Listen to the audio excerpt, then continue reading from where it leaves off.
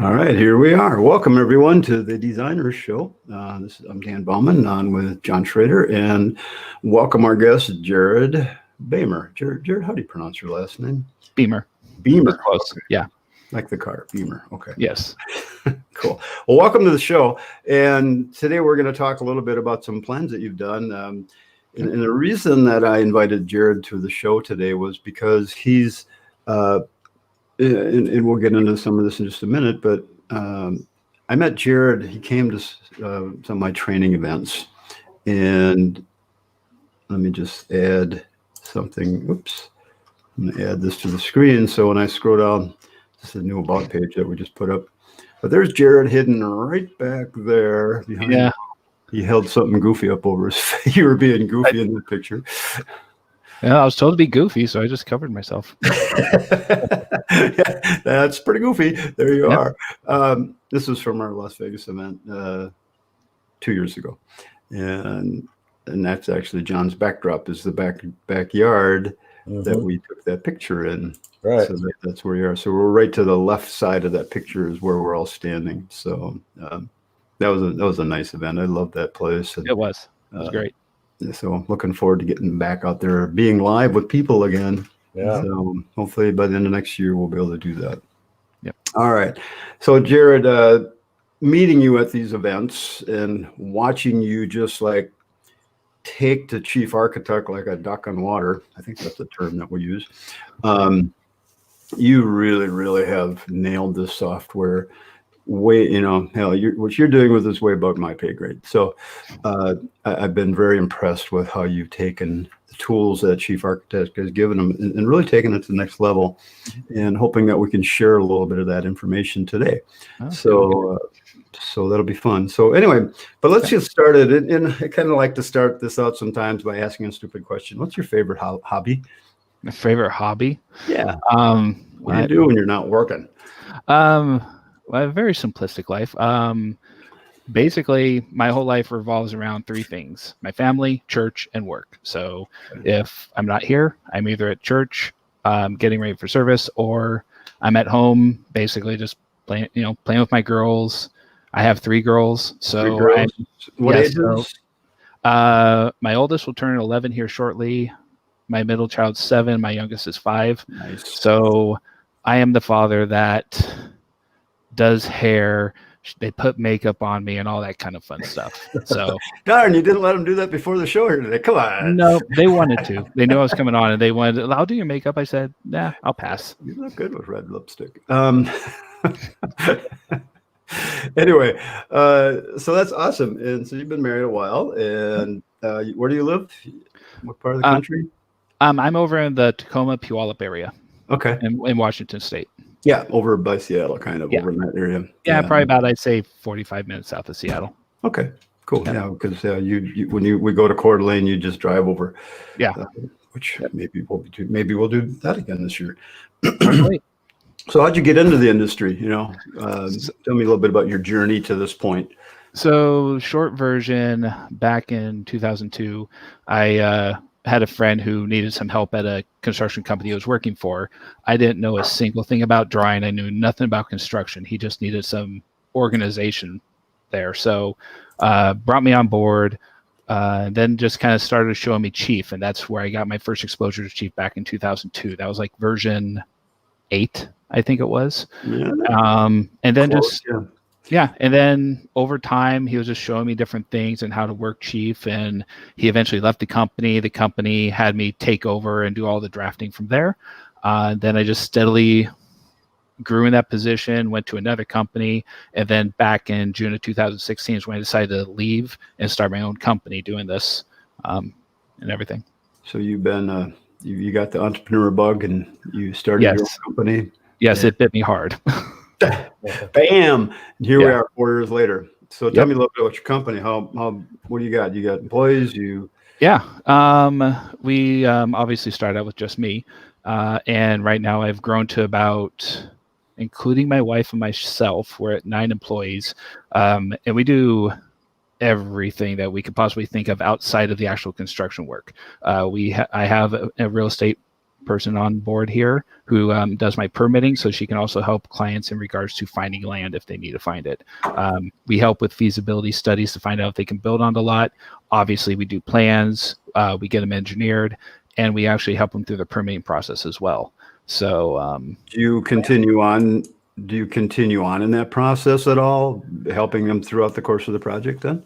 On the construction side, we're constantly checking in with them and whatnot, since we don't actually do the construction work. I mean, I've had some of them where they run into issues, and I'll talk with the contractor, because some of the clients, they don't know. So I kind of talk to them on their behalf and try and help them through it. So there's nothing contractually with it, but I'll definitely stay in touch with them throughout the process. Cool. Yeah. So you notice the logo here on my backdrop it says Elevation. Correct. Your company currently is called Cornerstone, right? Yes, I'm in the process because I have a few companies in regards to doing feasibility, permits, and obviously the plans and stuff. So I'm just taking all those companies and just wrapping them up into one. So technically right now we're separate companies, but Elevation will officially be kicking up here at the beginning of the year. It'll be the mother company, or whatever they call that. Yeah, I don't know what they call it. What do they call that? The big corporation? Parent company. Thank you. Parent company. Okay, yeah, that works. That works. Yeah. Cool. So you're wrapping up. I love your logo. It looks, it Thank really you. fits what you do. And so rebranding, you assume you're having a little fun with that? Sure. Fun. Yeah, we'll call it fun. We'll call it fun. Marketing's supposed to be fun, right? There are fun aspects of it. I will say that there are fun aspects. So what drives you? What's your philosophy that you follow, with that you get up every day and it's like, I gotta go. What drives that? Well, that's a good question. So professionally, it's just helping all my clients, because I'll have clients that will come in with the small jobs, and I want to help them as much through the process because they don't have exorbitant budgets. So I want to help take all these small jobs, and even the clients who don't know what's going on, I want to help them through the process and either get, their dream home built and whatnot. Professionally, personally, what's driving me is just to have things set up for my girls and whatnot. That way, I'm building this company for them to eventually take it over. Okay.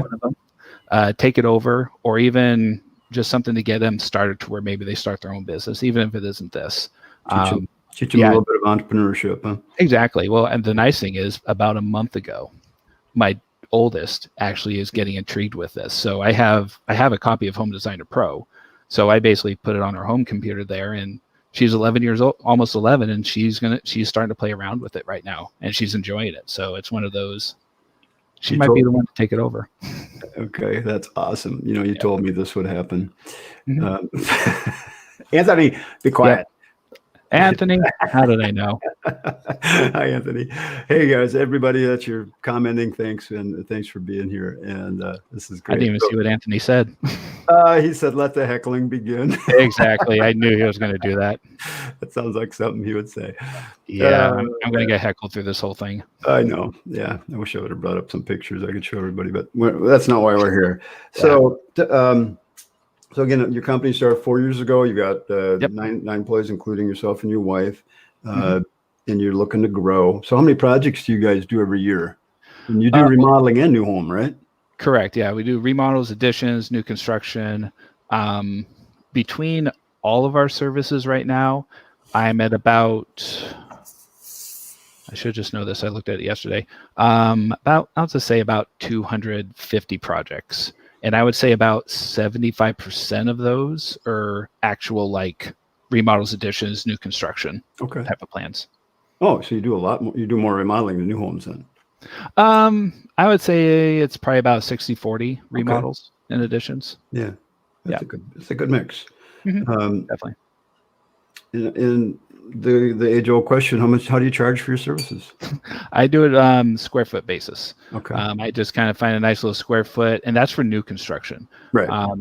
When it comes to remodels and additions, I've told them it's a case-by-case basis where I chat with them, find out, get a brief idea of what they're looking to do with the project, pull up some information on the county sites, and there it's kind of like, okay, well, what am I looking at for my time to go out and measure the house? What am I looking at for what they want to do, what their scope of work is? What am I looking at for engineering and such?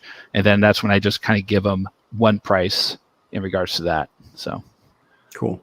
So, I mean, with the experience you've gained now, you know what goes in every project, and you know what your costs are, and you know you got to get X to.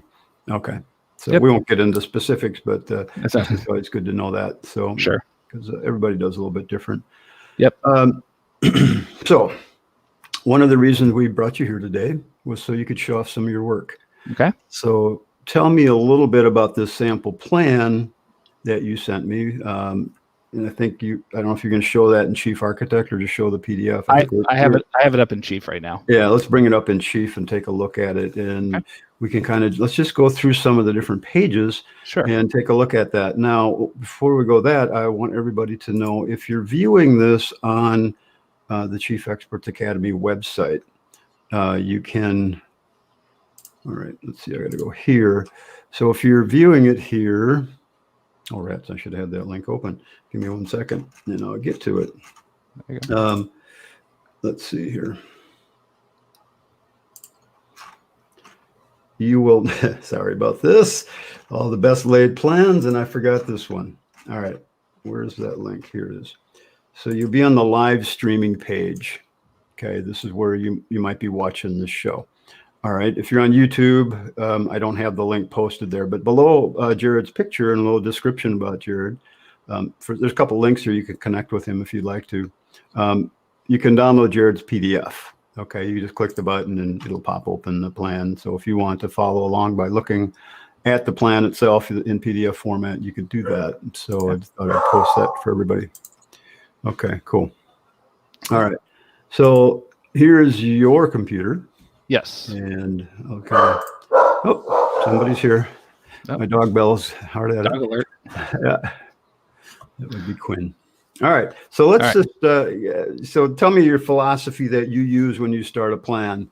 You got a client comes in, they want, what do you do? So the Reader's Digest version of how I do this, when a client first comes in, they've kind of signed the contract and they're coming on board. I always do a meeting with them via Zoom or whatever in person and get some more details what we're looking at doing at that point.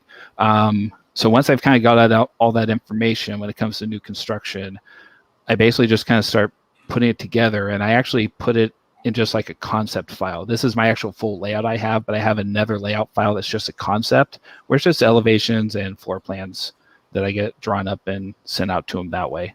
Okay. All right. So, and then of course you sign a design agreement and all that good stuff, I'm assuming. Yep. So everybody's on the same page that way. Yes. And highly recommend it. Yeah, absolutely. And we've talked about that many times.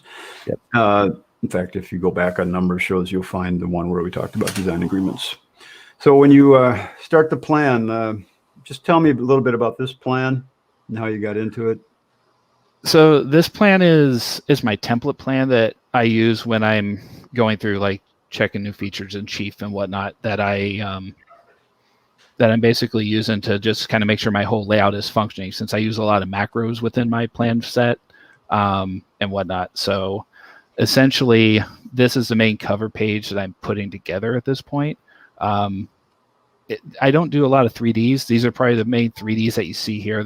Those are the only 3Ds I do. Okay. But everything else here, like this upper section right up here, this is all Washington State Energy Code stuff I put in there. And then all this stuff right here, see if I can make this work. Yeah, the little Zoom thing we talked about. Yeah, and it's being a little bugger. Not working for you? Yeah, don't worry about it. Yeah, so I'll try. But I'll try just zooming in on it. Yeah. So like this, all this out right here, this is all automatically calculated macros at this point. So I do not manually calculate any of those numbers whatsoever. Okay. So those are all auto-generated. Let's talk about that in a little bit. Let's come back to that. Sure. Because I know people are going to have questions about what are macros in Chief Architect. Yeah. And then I know you do a lot with macros, which again, it's a tricky topic. It's computer programming basically. Yeah. But there are guys out there that are doing this all the time. Let's come back to that. So let's just kind of roll through the different pages here and just take a peek at what you do. So do you ever get clients that are requesting more 3D views? At times, I actually don't. Usually, it's more of like a cell feature that I'm using when I can export the 3D model and send it to them to, when we send a concept plan to them, and I can send a link as well for them to review it. Yeah. It's more of like a selling feature, but like I don't get many requests like in regards to like renderings or anything like that. Such. So I have an interior designer on staff, but I personally don't get much into the interior design aspect of things. Just more, I stay on the structural side to make sure that basically we can put a set of plans that can get your permits, and then you can kind of start working with the inspector to get what you want at that point. Yeah. Yep. Vicky says we're surely going to have questions about macros. I'll answer what I can. Yes, in the time we've got allotted. All right, so let's just kind of roll through the pages and tell me about your unique formats that you use in some of these things. Okay, so I will do my best to kind of keep it brief for you here. So as I mentioned, my cover page here, whatnot, pretty standard. So you have a template that is, this is your template. Correct. All pre-formatted with these views already. Correct, yes. Okay, so when you start a new project, we'll go ahead. Yeah, we can go that route. So I'll come over here. Unfortunately, I don't know how big this is going to get. Yeah, you're using a 50-inch monitor, probably. Yeah, I'm using a very big monitor. So yeah. So essentially here, I have all these files right here that are my layout files for my full plan sets, my concept, and my site plans. Okay. And I have a couple of different sizes because sometimes the houses are too big to fit on 24 by 36. So I have to go up to 30 by 42. Okay. I have this file right here. These two files are the same. This one, this is working, is what we're actually looking at right now. The one that doesn't have anything is completely cleared out, where I've taken out, I left all the settings in there and took out the house. Very similar to the Chief's save as template concept that they have. I don't necessarily use that because it would take out a little bit more than I want it to take out. So I just manually do it. It takes me like 5 minutes to pull it out. So I just usually do that aspect of it. Okay. And such. Okay. So yeah, but then I basically take that file, I copy it, rename it to the client's name, and then just kind of start working through the floor plan aspect of it, because all the views that I have, all the camera views, all the CAD detail viewports and everything is all linked up to that one plan set. You want to open one of your, a new plan? Just talk about that for a second. Sure. Let's. So the bottom line, what Jared's doing is he's got a plan all done that's got all these views in it and all those macros. And what he's going to show you in just a second is how he takes that plan and saves it and links it to the layout page that you see on the screen, which is what I'm assuming you're doing, right? Yes. All right. Because again, we've got to remember that layout pages, they're viewports. They don't actually hold lines for the plan. They hold viewports back to the plan. So we have to make sure that the layout is linked to the plan that you're working on. Jared takes full advantage of that. Just about there. Okay. So this one probably is going to be linked up to, that's what I thought. So I got to relink it real fast. Come on. I guess I didn't talk about having you do this, so that's all good. You're good. I just may have to just do something small here real fast. Sure. Just to make sure that it shows up correctly. Now let's do this. Come on, open. Oh, it won't do it because I have that open still. And it's a macro thing why it's not working how I thought it would. So okay. Well, let's not worry too much about that. Basically, you open a new plan and then show people how you link that new plan to the layout page. And I've showed this many times too, but yeah. So essentially what I'll do is when I have it linked up, I'll use the reference file essentially, and I'll just tell it to set, instead of look at one plan set that I have for the working template, I'll just repoint it to their actual plan set that I've worked at that point. Right. Yeah. So, and anybody can do this. That's under the pull down menu tools. Yep. And then layout. And then at the bottom of that menu for layout, you'll see referenced plan files. Yeah. And so that you can have a layout all pre-populated or maybe you're making a copy of the plan and you need to relink it. And that's where you would do that. And so what Jared does is takes his template layout and then links it to the new plan that he's working on. And then all your viewports will populate the way you want them. Yep. Okay, cool. Let's just go through some of the other pages here. Sure.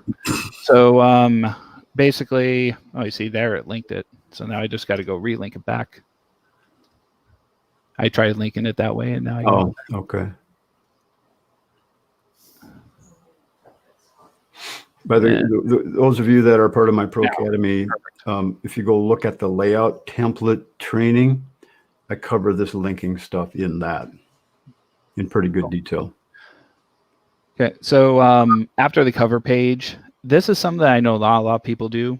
I do it because I've had the clients love it because they can't read the plans. That I just put on a separate page just for the floor plan. I don't put dimensions or anything like that. I just kind of put, here's the fixtures, here's the room names, just so they can kind of see the floor plan without a ton of dimensions and notes and whatnot, because nice clean. it throws them off. Yeah. And it looks like you set up your walls. You set your walls up with black fill. Yeah, I set them up black fill. I don't use layers. I leave the main layer only on for. So if you zoom in on the walls there, people will be able to see that you're not showing all the extra lines for the walls. Yeah. And again, I like showing the lines, but this is just my preference. It's something I get used to, but this is nice and clean. So you're just displaying main layer only. Yeah.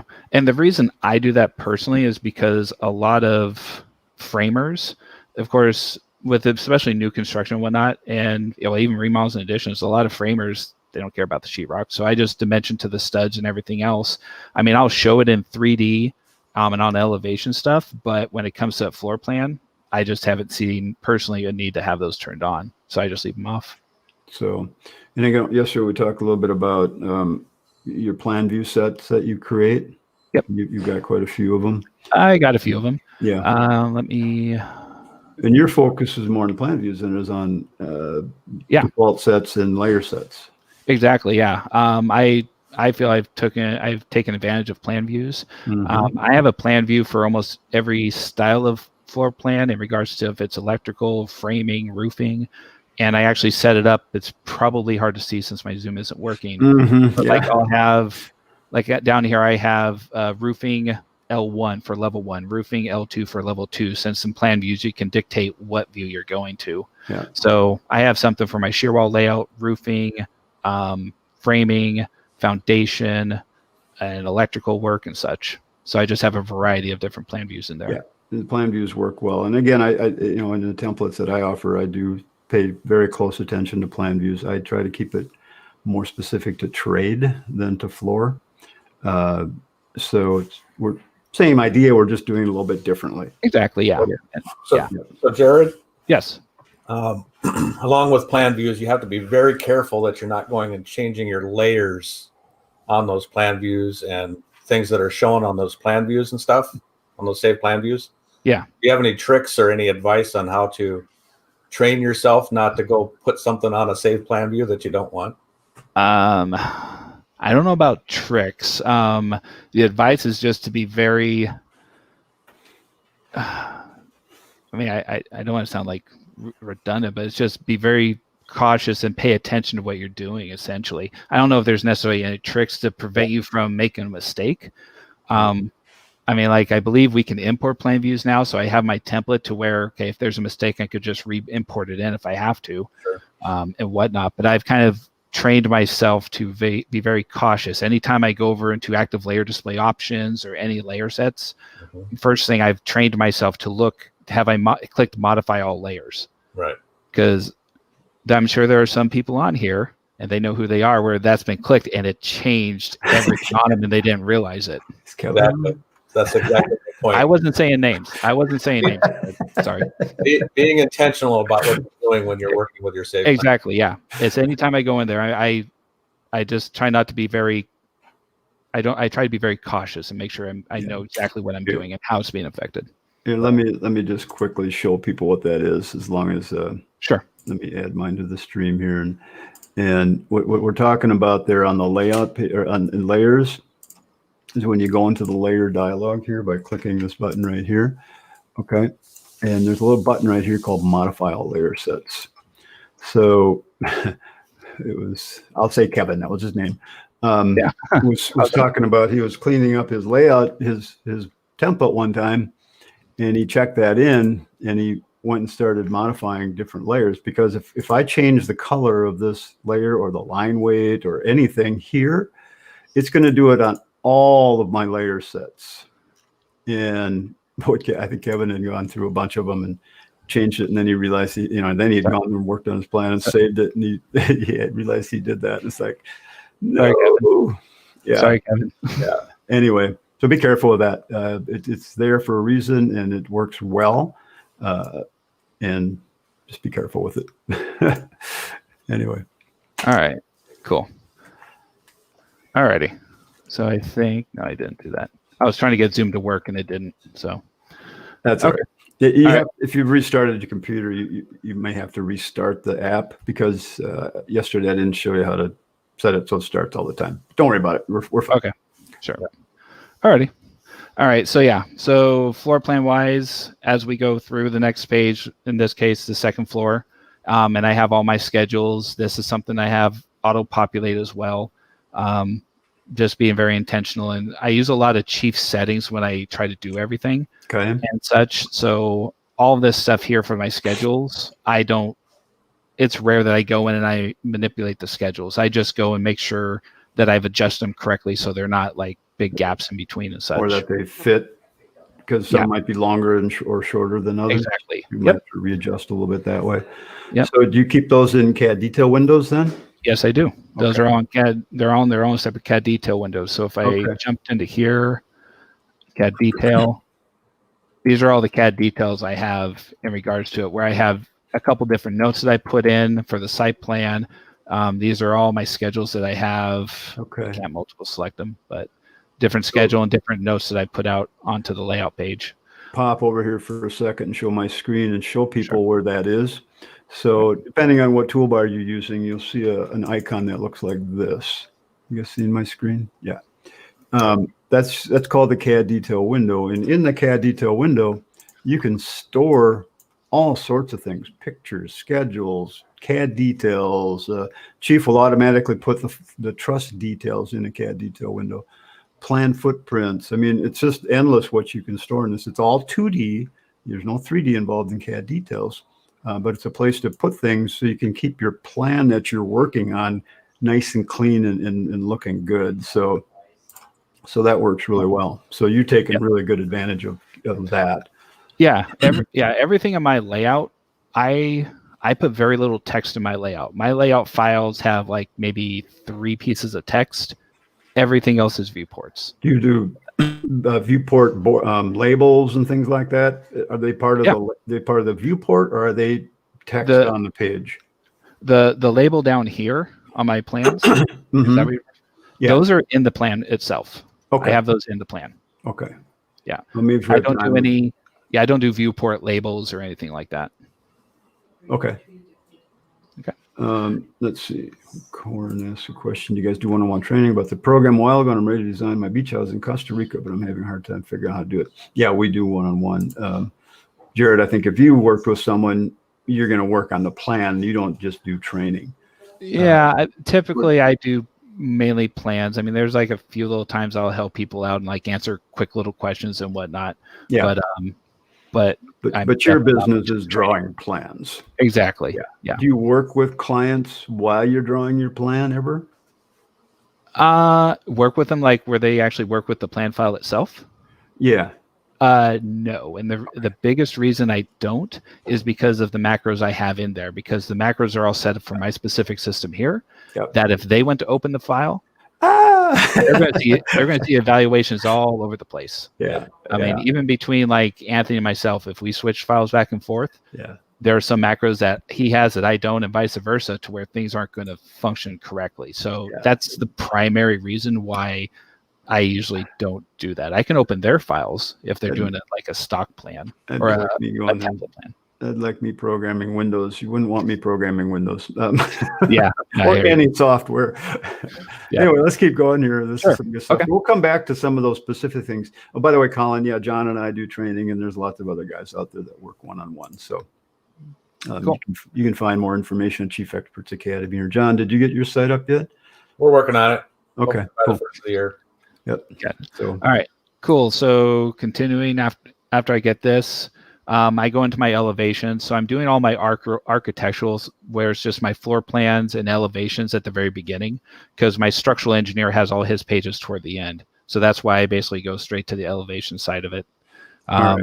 Elevations, I just try to keep it as line drawings.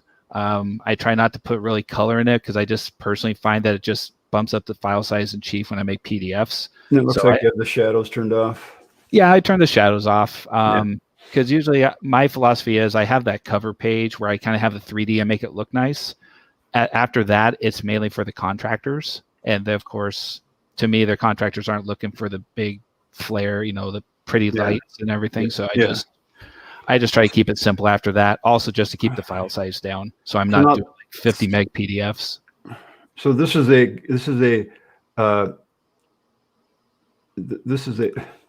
sorry, someone was asking, will you guys go into more detail how to use CAD detail management? Sure, if we have time.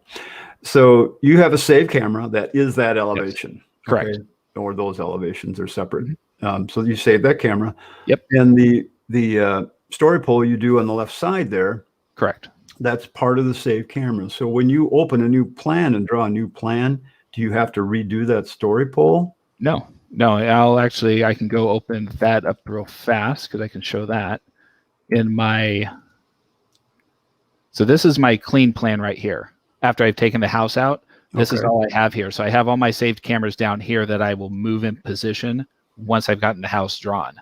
Okay. And in my elevation A camera, when I open that up, I'm just going to have everything right there. So then I'm just going to, once the house is there, I'll move it where I need to move it at that point. Then you probably have to readjust some of the, you have to rehook up the floor and stuff like that.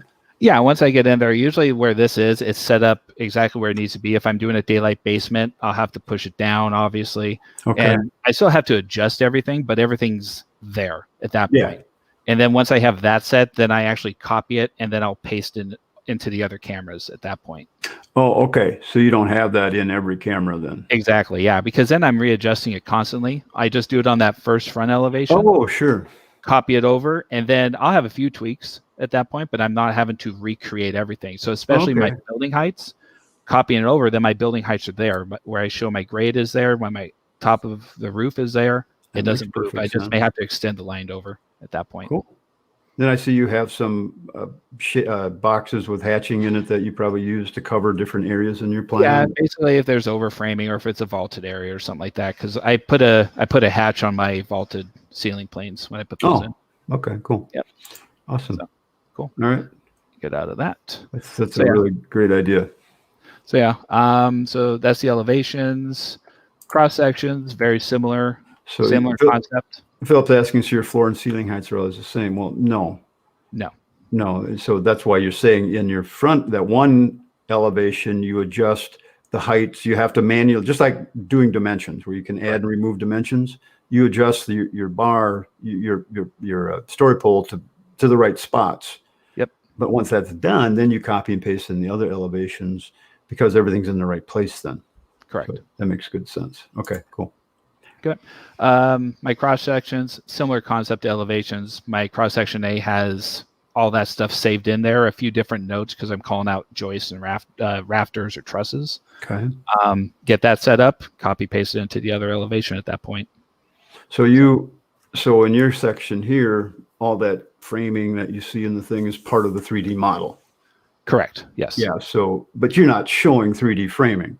No. You're just using that for these sections like this. Yeah, I know. Yeah, I'll use it for sections and such, but I don't get into like 3D framing looks or anything like that. Yeah. Okay. Which again, in many cases, a lot of people don't need that. I personally like to do it. I think it's really good for. It looks great. Yeah. I mean, it helps when a client, for a client who doesn't who's not a builder and they're trying to Right. understand, it's good to kind of show them with the 3D framing, and that kind of helps them realize what's going on. Because I want to help educate them in regards to how it's happening and whatnot. So, or if it's a complicated project, sometimes it's nice to show that 3D framing. Yep. So, cool. All right. So same thing. Will you be copying, pasting your story poll into these then? Exactly. Right. Yeah. So you're not adding that every time. You just adjust it once, copy, paste to your views. Nice. Yep. Okay. Then after that, I have some typical sections that I've created here. You showed me this yesterday. I'm going, this is really cool. All right. So here's the short version. So I have all of my typical sections for 1, 2-story and basements all put in here from the get-go. So I have three pages in here. Okay. I'll delete the pages that are not relevant. So if I don't have a basement, I'm obviously going to delete my basement page. So these are all saved cameras again, right? These are saved CAD details. Oh, okay. Yeah. In the CAD detail window. Exactly. Yeah. Or CAD detail management place. Exactly. Yeah. Okay.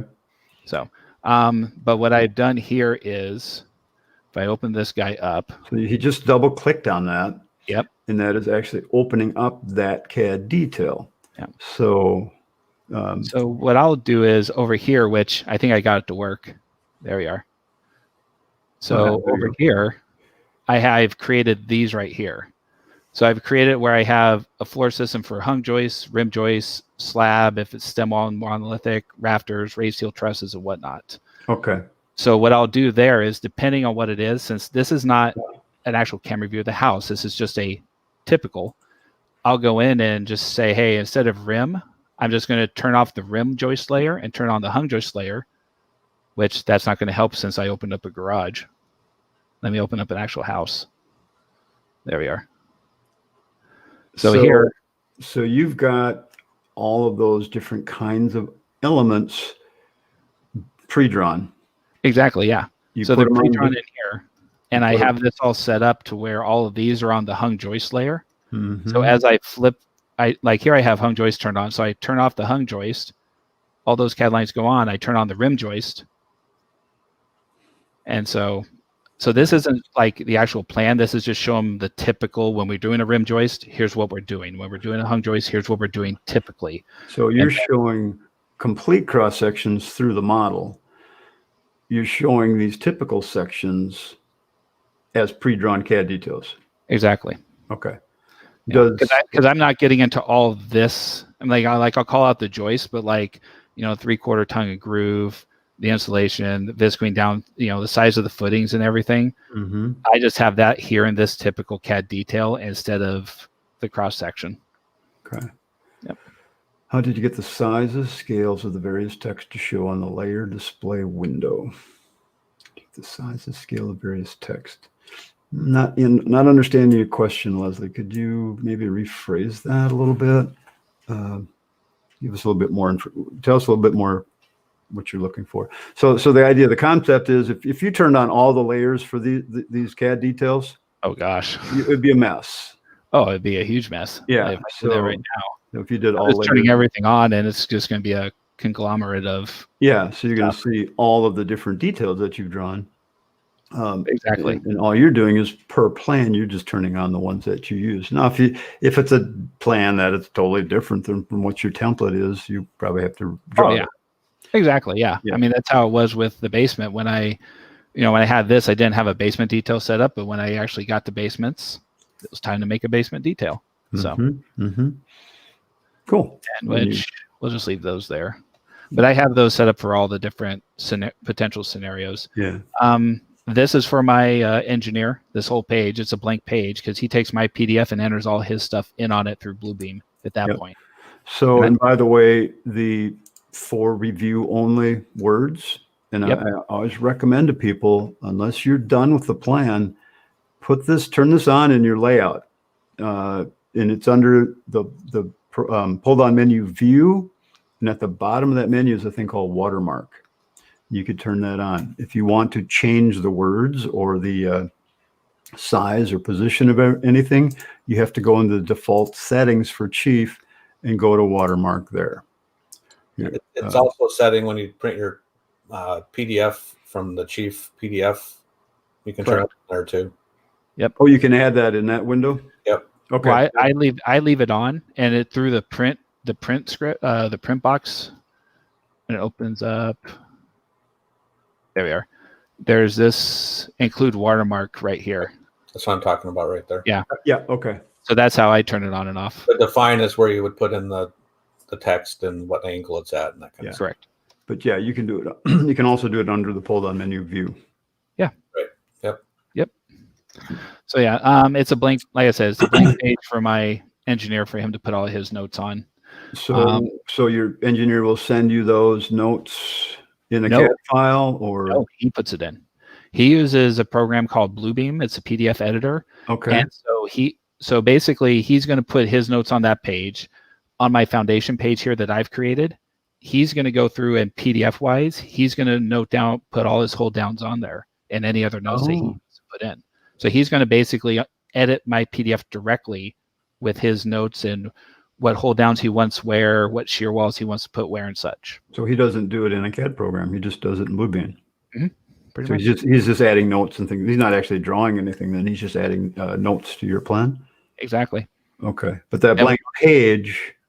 That blank page is for him to take his notes and put them in, whatever notes he wants to put in there Okay, at that point. So he might take one of your floor plans and paste it there with notes on it.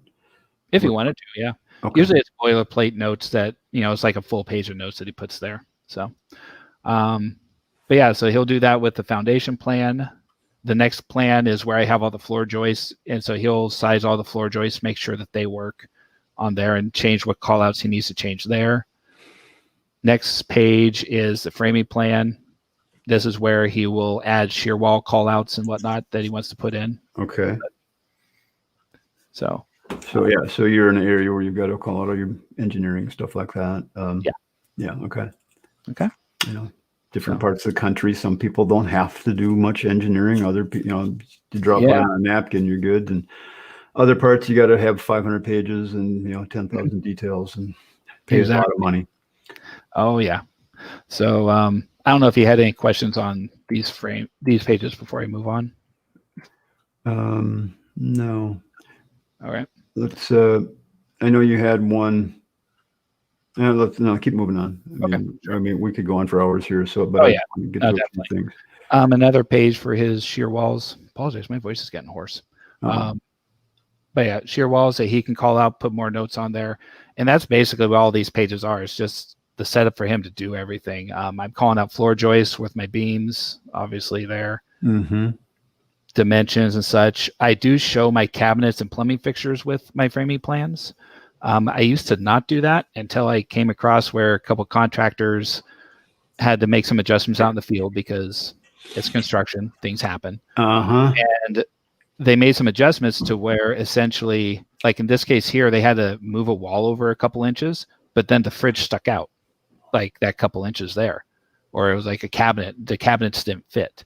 So that's why I started putting cabinets and fixtures in my framing plan. So if they went to move a wall, they could see what else it's going to affecting that may affect cabinets or fixtures and whatnot. Right. Yeah. You don't want to put a joist in the middle of the toilet trap. Exactly. I've even done that over here. So it's kind of hard to see. Yeah. Right there. I'll put on there. I put a reference layer of the plumbing fixture, like in this case, the tub shower and the toilet above the box. Yeah. And I just put, here's where it is. I don't move the joist on the plan. I just say, here's a dimension from the edge of the wall. Sure. The tub shower is 5 feet from the wall. Basically, I'm telling the framer, don't put a joist there. Yeah. Okay. That makes sense. So. Yeah, you're not dimensioning where the joists are. Exactly. Yeah. I don't get into mentioning joists or anything. I just tell them, here's where the plumbing drop is. Just don't put a joist in this area and you won't get called back to come out and fix it.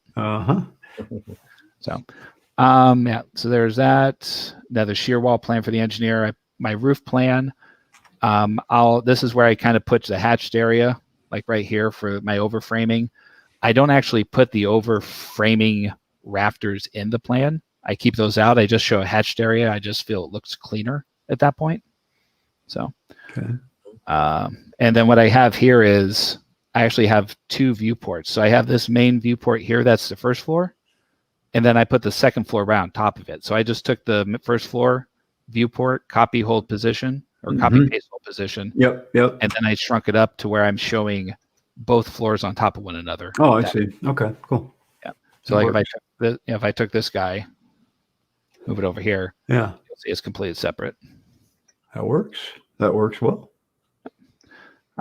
This is something that I noticed Chief is basically now putting into X13. So this sheet will become obsolete for me if it works the way I anticipate it. Okay. Because I've heard Chief, at least according to the videos I've seen on their website, is coming out with a roof schedule now, as amongst all their schedules. Oh, cool. So I don't know much outside of that. It's just what I saw on Chief's website. So if that works the way I'm anticipating on working, this sheet's going to become obsolete because it's going to show the same information, which is basically which roof plane, what the pitch is, the surface area, projected area. So like right now with this, my roofing company could look and go, oh, you're going to have you're going to have 3,200 square feet of roofing. So they know how much roofing they're going to have to order for that. And then they can order 10% over or whatever they want to do at that point. So how are you putting that in there now? You macros. Okay. So let's circle back to macros for a little bit. Sure. And you got 15 minutes, Jared. Yep. 15 minutes. Macros. Oh, geez. Macros you want to talk about? Let's find a nice simple one. A nice simple one. Think of what's a good. I have a question. Sure. So all the information you're getting from the pitch, the projected area, surface framing, that's all information that comes up when you click on that roof plane. Yes. How are you totaling that at the bottom? It's all within the macro. So in each of these roof planes, I put a macro in it. Let's see here. There we are. So right now, the way I have to ID it, which I'm not a fan of, but it's the only way that's working, is I have to change the line weight of it. That's how I'm getting the ID in this case, because the macro is looking at the line weight to tell what is the roof ID for this plan. Okay. But the roof macro itself, I'll just show you the coding for it. Roof plane data. So right here. So that's what a macro looks like. Yeah, it's for this roof plane one, where basically it's pulling out all the information here. It's pulling out the projected area, surface area, and it's totaling it all up to where basically I have one macro then reads all this information and then pumps it into this. Where'd my mouse go? There it is. 50-inch monitors. Yeah, and that's where it comes into this roof plane schedule, where now all this data right here is now compiling all that information it got from all the roof planes and setting it up. Like in this case, I only have the one roof plane highlighted. Yeah. But it's generating that here at the bottom. Wow. So. Okay.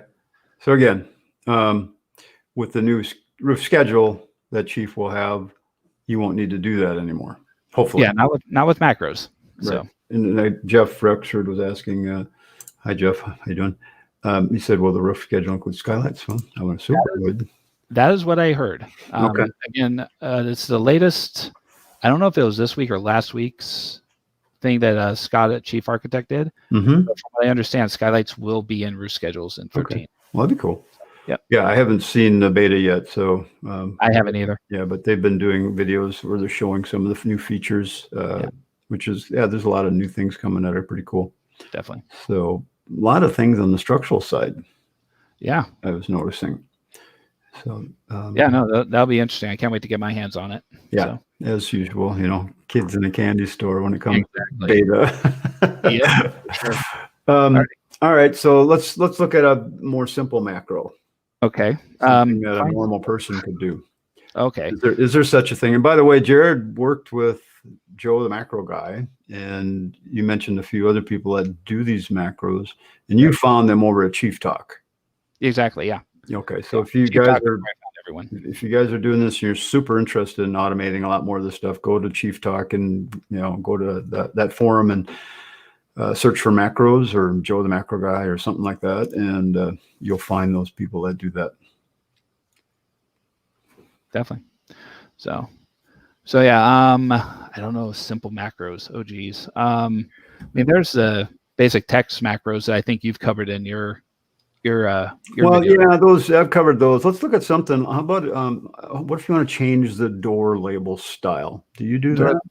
Let's see here. Or the people maybe you want to go feet and inches instead of the where it says 30 by 60 would be 30 by 60. How do you do yours? Are you talking like how I do my window callouts, like right here? Yeah. Well, that's yeah. What do you? Is that a macro? Yeah, that's a macro in there. Okay. Because so what I have in here is Chief automatically goes like RS and LS for, I think, right sliding, left sliding window. Mm-hmm. But my window company over here, they want to know XOOX. Okay. So what I here is with one of the guys' help on Chief Talk is created a macro to where I have tried to open it. There you are. So label. So I've created an opening label macro. So like here in the preview, it says RS because that's just what Chief shows in the preview. But with this macro that I've entered here for opening label, it will automatically go in and change RS to XO. It'll change LS to OX. It'll change TS for triple slider to an XOXO. So I basically I'm changing just that little end piece of it to a different thing that I want to say at that point. So that macro specifically is opening label. So is that a list of macros that you have in your stuff? That whole thing you had open? So you got a lot. Oh yeah, I got a few of them. So like right here, these are those macros specifically. So I'm telling it when it sees RS, I want it to say XO. When it says LS, I want it to say OX. Oh. TS. If FX, I actually want to say PIC. PIC. Okay. So basically the macro, I've just changed the output, and I've also added the window schedule. In this case, like W04 for my window schedule. Cool. So, and I even put a macro in that window, and this goes for the doors as well, to where it automatically calculates out the glazing on this. Oh wow. Yeah, that's what you probably see here on this first or second page, third page, right here. Mm-hmm. That's all automatically calculated via macros. Debbie says, "Can you show us how you made the macro?" I didn't make the macro. Yeah. That's where I went to people at Chief Talk who are very well versed in creating macros. I'm good at kind of reverse engineering it. Yeah. I'm not good at building it from scratch. That's like CSS and HTML code for websites. I can read it kind of, and I can reverse engineer it, but I can't write it. Exactly. And so, we're not here to teach macros. We're here just to show you some of the possibilities. So if this is something that really interests you, I would highly recommend you hop over to Chief Talk and search for macros. Search for Joe the Macro Guy. Michael as well. I think there's a number of people. There's a number of people that do these things, and I think a lot of them will share their macros on Chief Talk. And I know Joe sells a package of macros. Does he not? Yeah, there's some packages he sells. There's some small ones that they'll just kind of give out just because it just depends on what you're looking for. Yeah. That's basically what I did. Was I had an idea of what I wanted. I got a hold of one of them and said, "Hey, I want to do this. Yeah. Can we do it?" "Yes, we can." "Cool, let's build it." So if you're at a point where you want to automate more things in your plans, we can see here that yes, you can do that. Again, we're not here to teach it. We're here just to show you that it's possible. Mm-hmm. So that's cool. That's one of the things that's intrigued me about what you do. And when you showed me this 1 or 2 years ago, when I was looking at it, I go, that's really cool. Yeah. And then you showed me more. I think we had a call and you showed me a bunch of stuff, and I'm just kind of like, I feel like I've only touched not even 10% of what I have in this thing. Yeah. Yeah. Probably. So that gives us hope in Chief's programming world, because they're taking more of this kind of stuff, just like you mentioned with the roof schedule, and making it easier for us to use it as normal people that don't do programming. I would like to think I kind of gave him that idea, because I remember talking with Dermot over there, and I showed him that, and he's like, "Well, that's a cool idea." Mm-hmm. And that was like 5 years ago. So, well, that's our job, is to help them come up with ideas and get them into the program. So that was one of the fun things of sitting through that advanced, or whatever they called that class, that session we were in with them. Advanced. Did Dermot retire? Is he retiring? Is he gone now? I don't know. I know he had talked about retiring. He's like, oh, Dermot can't leave. No, you better not. No, they need to chain him to his desk and never let him leave. Definitely. Anyway, Dermot's the head guy in charge of all the programming over there. Yeah. He's just a phenomenal guy. Cool. All right. So we're about out of time. We've got 6 minutes left. That's really cool. Thanks for showing the plan and the things that you've done. Leslie had a question here. We can modify it. Had a column that showed text for certain line was 1/8 inch. So let me show my screen for a second. So Leslie, Sure. I think what you were talking about was this column right here. It was showing things. So when I set up my macros, now you got me talking about macros. And we do use some of the basic built-in macros in the layout page. But when I was setting up my templates, one of the big issues was, well, what size text should we use in our plans? Okay. Jared, you like to use, I think, 6 inch. So that produces an 1/8 inch tall text when you print it at 1/4 inch. Correct. So, so that's here. So in this column, I say, well, the 4.5 inch text will print at 3/32 of an inch at 1/4 inch scale. If we switch that to an 1/8 inch, that text going to be, in some cases, a 7 or a 9, and that'll print the same size at 1/8 inch scale. And if we go to 1/2 inch, that 2 1/4 inch text, this would be like for a kitchen plan, will still print at 3/32 of an inch at a 1/2 inch scale. So the goal is we want the text to print the same size on all of our plans. And that's what I've worked hard to set up in the templates that I offer here. So that it has, if you're wanting to kind of set that kind of stuff up, it has that in a text box too. If you put in text, it'll tell you how big it's going to print at the size at that scale. Yeah, and I think that was where was that? I don't remember where that is. I've seen it. Put some text in on that. I think I hardly ever looked at it. Yeah, I don't look at it anymore either because I've already got it all set up. All right. Oops. I got to turn that on. It was under text style, I think.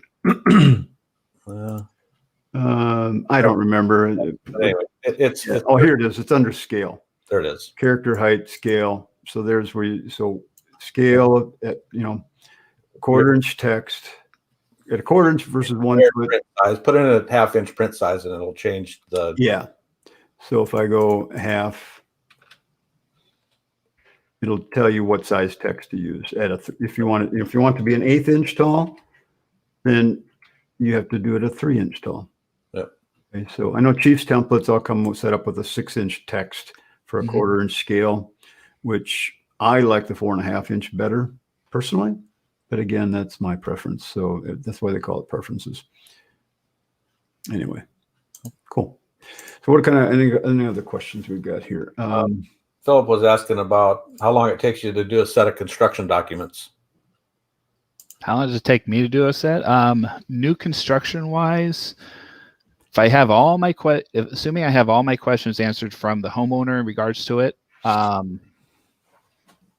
could probably do a full set uninterrupted in about, say, a day and a half. If I have all my questions answered from the get-go. You're talking design and everything. Yeah, I'm talking design, full docs to get to the engineer. Time you have your design done to get it to all the layout from all your layout pages are done. Your design's done to get your construction document layout pages done. From when the design's done to that, I'd say it only takes me about maybe 3-4 hours to get all the framing plan, foundation plan, shear wall plan, get all that put together for the engineer at that point. It probably takes me about 3-4 hours once the design aspect of it is done. Right. And most of that is just going into the layout and resizing viewports. So you've gotten rid of a lot of redundant things that you had to do every time. Yeah, exactly. Of course, you set that up in like an evening or something, right? That didn't take much. This template has taken years to develop where it's at. And the same as mine that I offered, which doesn't go into anything like yours, but for the average user of Chief Architect, I think my template really works well. Oh no, it works great. There's a number of things from your stuff that I've implemented into my things as well. So, Good. Yeah. So good. I could take a little credit then. yeah, totally. Totally. And We you, just don't give Anthony any credit. Anthony doesn't deserve any credit. Yeah, no. There was a question about materials. Do you work with material lists? Oh yeah. Anything? Short version on material list. I'm in the process of getting it set up. I think I have it figured out to where on new construction I can do material lists very accurately. I haven't released that yet because I'm still kind of testing a few things, because there's a few things in Chief that I'm just learning how it works, so I can make sure I have the right materials set to the right aspects of framing, fixtures, and whatnot. So I haven't offered it yet, but I'm trying to get all buttoned up to where I can offer it. Okay, cool. Yeah, I haven't. I've worked with different people on trying to, like a basement remodeler. We tried setting up a material list that could work, and it's just like not happening, man. There's just too many variables. If it would be anything, it's going to be new construction. Yeah, I highly doubt I'm going to get it for remodels and additions. It's even for remodels, you can get roofing, sheathing. You can get some square foot areas pretty decent. You could get framing if you frame just the remodeled part of it. Yeah. So there are things that could work fine. It's when you get into the details, wall finishes and floor. Some of those things can be pretty tough. Mm-hmm. So let's see. Debbie came in late. What is Bluebeam? Jared, do you want to address that again? Bluebeam is essentially, it's a PDF editor and whatnot. A lot of engineers, my engineer especially, but there's some other architects that use Bluebeam specifically. It's just you can just edit PDFs in a number of ways that I didn't even think were possible. Yeah, no, I've seen it. I don't use it, but I've heard a lot of things about it. Yep. That might be a good thing to cover sometime. Jared, Steve says he's already got his engineer on it. So anyway, Steve, how do you get a hold of us? Just go to chiefexpertsacademy.com and you can look us up through there. And let's see what else. Christian says PDF editor. Yep. So cool. Well, Jared, you get the last word. We're about done here. I do. All right. Sure. I didn't know what my last word's going to be. I'll make one up. Make one up. Okay. I'll put on. Got any advice for people watching the video here? What would you say? Gosh, so many things. Essentially, it's just kind of constantly work on your template. Make it to where it helps you be as efficient as possible. That's what I've done here over the number of years with macros and using all the different features within Chief and whatnot. It's just, you're never going to get a template done and it's going to stay that way forever. It's going to be a constant evolving process throughout. Yeah. So it's just, if anything, just be patient, be diligent with it. Make the updates, make copies of your files. That way you don't lose stuff. And such. So so that's great advice, because John's witnessed this many times of the changes that I make in the templates that I offer over at Pro Academy, over at Chief Experts, and I got 4 trainings available on how to modify them and do your own templates, so that you can continually be doing what you're saying, keeping them up to date. And again, I've talked about this before, where John and I would go teach a live class, and I'll be working on something with people, and then I'll go, oh shit, that didn't work. So I'm write the notes down. And a number of years ago, I'd come back with 2 pages of notes of things I want to change in the template, because we're working through it in the class. And then finally, we got to that last class earlier this year when we could all be together. I only had a couple of things. Right. So it was working well. And those were things you thought you had changed, but either didn't get it changed or something happened. I missed it. So all right, cool. Jared, awesome. Thank you again for joining us. It was really awesome to see your stuff. You guys, again, you can reach Jared if you want to reach out to him and ask him any questions, or if you're looking for help with plans. Jared, that's what he does. So he'd be happy to talk to you about your plans for your clients and the way you'd go. Awesome. So I guess that wasn't the last word for you, but I'll say that anyway. Well, thanks for having me. Yeah, thank you. We'll be back next week with Brian Javelin. He's going to talk a little bit about marketing, and then we're going to go into the holidays for a couple of weeks off. Cool. We're coming back next year. I got some really cool stuff lined up for January. So you guys, I'm going to tease you, and I'm not going to tell you what it is yet. Find out. You're going to tell me. I'll tell you later. So, all right, you guys. All right, everybody. See you later. Bye now. See ya. See ya.